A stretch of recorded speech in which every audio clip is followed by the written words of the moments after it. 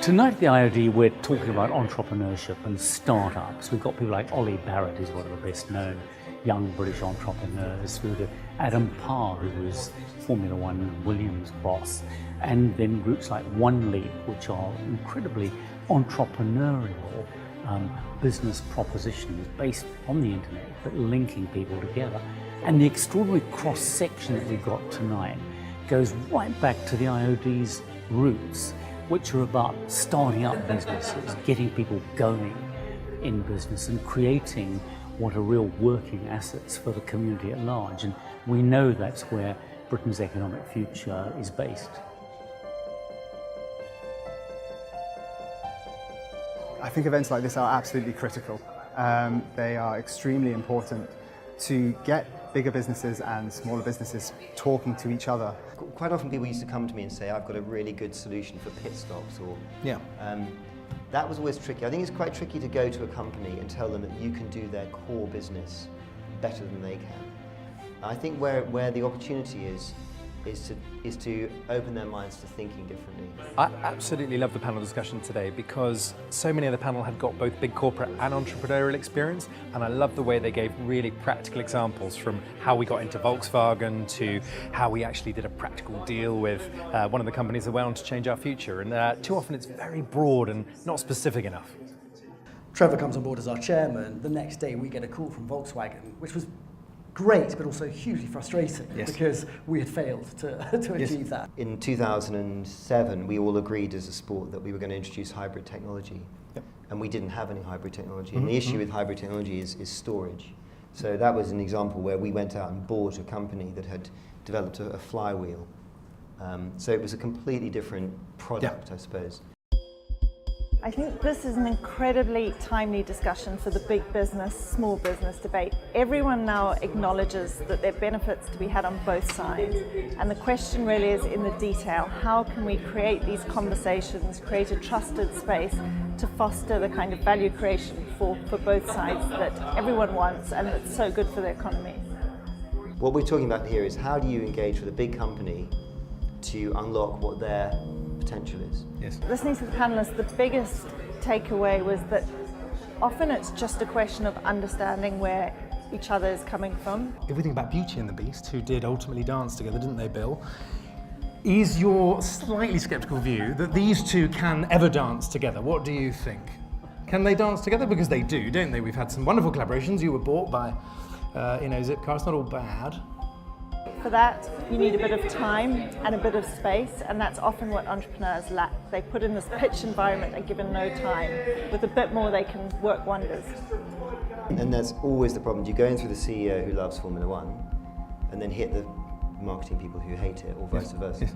I built a relationship with the CEO, and he loved the idea, he wanted he wanted to work with us. But we just didn't have the buy-in from the producers or the marketing people who were going to actually execute.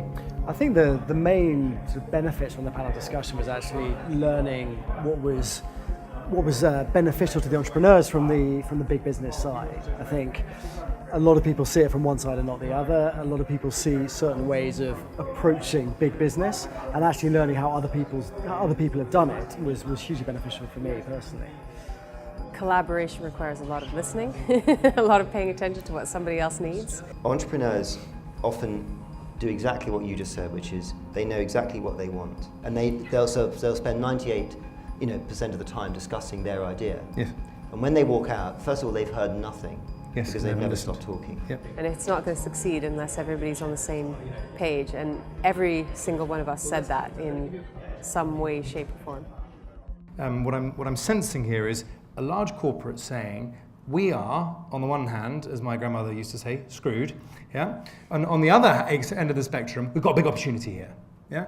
If only we could get some entrepreneurs involved to shake things up a bit, help us think differently, and help us do things in different ways that we could never have done without their involvement. This sort of event is absolutely critical in getting top members and the sort of lower entrepreneurs essentially speaking to each other for hopefully mutual benefits. Events like tonight help entrepreneurs like myself quite a lot, you know. Again, sitting in the room mixing with big business leaders, you know, who've been there, who've done mistakes.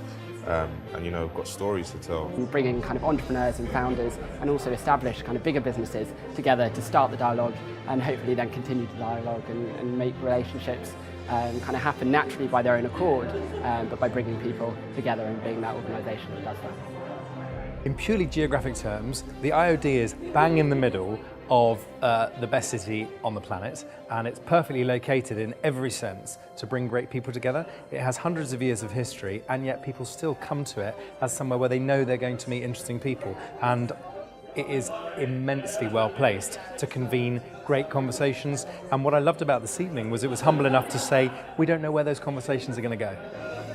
The reason we're all here today is because the Institute of Directors and OneLeap have come up with a really interesting proposition, which is what if this room, for example, was a place where entrepreneurs and people in larger businesses could get together and just chew it over? Because one of the issues you've got is that entrepreneurs just get to pitch. Right, you spend 9 months begging, and then you get 10 minutes. And then big companies have this very, you know, they have their own process for making decisions about whether they're going to do an incubator or not. But if people could just actually spend a bit of time together, then maybe it wouldn't be so zebra versus octopus. And have a conversation. It could be a wonderful circus, Robin. No. We heard a wonderful analogy today about octopuses dancing with zebras. And that's what it's all about, is trying to create communities of interest across wildly different companies, but where they are actually progressing in the same direction. And the benefits of that direction, the jobs that are created, the wealth that is gained for the community as a whole, is what the IOD is all about. That's better companies, better directors, a better economy for the community at large.